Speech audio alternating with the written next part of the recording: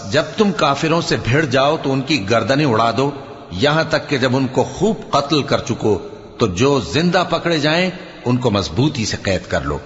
फिर उसके बाद या तो एहसान रखकर छोड़ देना चाहिए या कुछ मान लेकर, यहां तक कि फरीक मुकाबिल लड़ाई के हथियार रख दे।